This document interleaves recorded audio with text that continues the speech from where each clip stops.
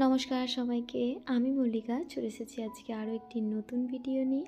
আর আজ আমি বেরিয়ে পড়েছি চন্দননগর তালডাঙার উদ্দেশ্যে। আসলে আজ যাচ্ছি হেয়ার কাট করার জন্য। 1 বছর হয়ে গেছে আমার কাটিং করা হয়নি। আর এই যে আমি এখন পার্লারে চলে এসেছি, কিছুক্ষণ ওয়েট করছিলাম। আমি যেনার থেকে চুল কাটি আর কি, উনি ছিলেন না ওই পার্লারে।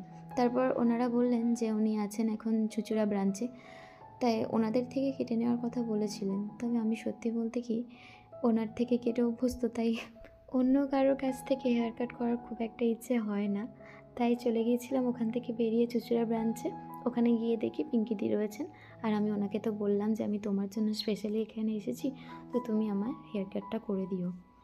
তারপর আর কি শ্যাম্পু করার পর বসে পড়েছিলাম কাটিং করার জন্য। আর আমার ফাইনাল লুকটা তো এখন তোমরা দেখতেই পাচ্ছ। কেমন হয়েছে আমাকে প্লিজ কমেন্টে জানাবে। এরপর আমি বাড়ি ফিরে পড়েছিলাম। আর সন্ধ্যাও হয়ে গিয়েছে, ও অফিস থেকে ফিরেও পড়েছে। ওকে 1 কাপ চা দিয়ে এসেছি, ও ততক্ষণ চা খেতে থাকুক। আর এদিকে আমি এসেছি কিছু শসা ও গাজর কেটে নেব বলে।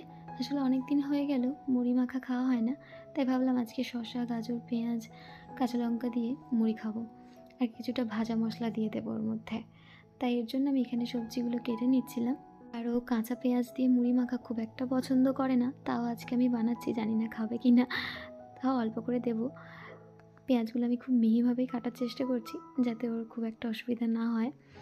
চলুন কেটে নিই, দেখি কি বলে। এদিকে আমার সবজি কাটা প্রায় হয়েই গিয়েছে। আর ভাবলাম ও তো মুড়ি খেতে খুব একটা বেশি পছন্দ করে না, তাই ওকে দুটো ডিম টোস্ট বানিয়ে দিই। আর এখানে দেখেছেন আমি শসা কেটে রেখেছি ওর স্যালাড দেবো বলে। আর এখান থেকেও কয়েকটা তুলে নিয়েছে। যেহেতু নিয়েছে, আমি ভাবলাম আরও একটা কেটে নিই, যেহেতু ভালোবাসে, তাই আরও একটা শসা কেটে নিচ্ছি এখানে। চলুন, ডিম টোস্টের জন্য আমি এখানে 2টো ডিম নিয়ে নিয়েছি।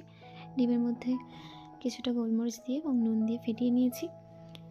এরপর একটি কোয়াটার রুটি আমি নিয়ে নিয়েছি, সেটাকে পিস করে নেব। পিস করে নেওয়ার পর এর মধ্যে দিয়ে আমি এবার ভালোভাবে ভেজে নেব এটাকে।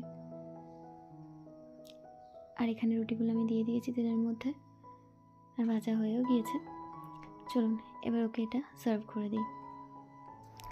আর কিছুটা এর মধ্যে টমেটো সস আর কয়েকটা শসা কুচি, যেগুলো আমি আগে কুচিয়ে রেখেছিলাম, সেগুলো দিয়ে চলুন ওকে দিয়ে আসি।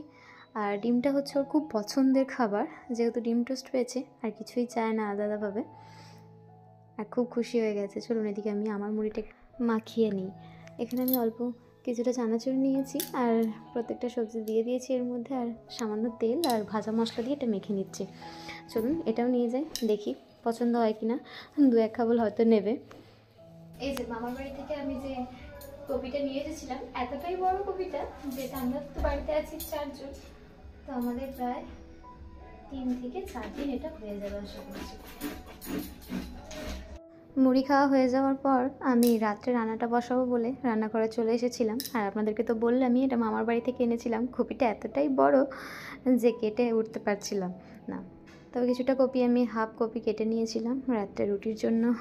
ভাবলাম অন্য কিছু তরকারি আর করে লাভ নেই, বাঁধাকপি যেহেতু রয়েছে, বাঁধাকপির তরকারি দিয়ে রুটি খেতে তো খুব ভালোই লাগে, তাই বসিয়ে দিয়েছিলাম।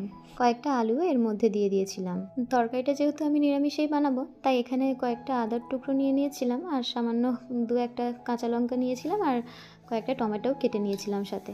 আর এখানে বাঁধাকপিটা আমি খুব ভালোভাবে ধুয়ে নিচ্ছি। ধুয়ে নিয়ে এখানে এটা জল ঝরানোর জন্য আমি রেখে দেবো। আর এদিকে আমি কড়াতে সামান্য রিফাইন তেল দিয়ে দিয়েছি।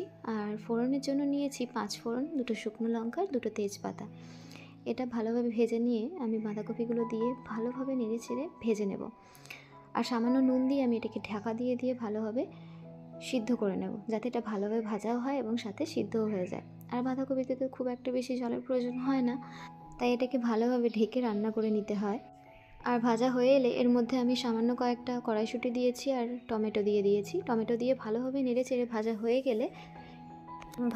গেলে ঢাকা খুলে এর মধ্যে 2 চামচ চিনি দিয়ে দেবো মিষ্টির জন্য। আর এতে স্বাদটা খুব ভালো আসে। আর চলুন এটি দিয়ে চিনি দিয়ে আমি ভালোভাবে নেড়ে চেড়ে নিয়ে এর মধ্যে আমি দিয়ে দেবো সামান্য ময়দা। এটিতে তরকারিটা একটু গাঢ় ভাব আসে, যার জন্য এটা দেওয়া আর কি। চলুন আমার তরকারিটা রেডি হয়ে গিয়েছে, এবার এটাকে নামিয়ে নেব।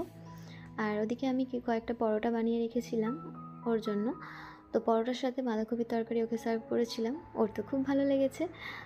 তো চলুন ভিডিওটি আজ এখানেই শেষ করছি। সবাই ভালো থাকবেন, সুস্থ থাকবেন, দেখা হচ্ছে পরের ভিডিওতে।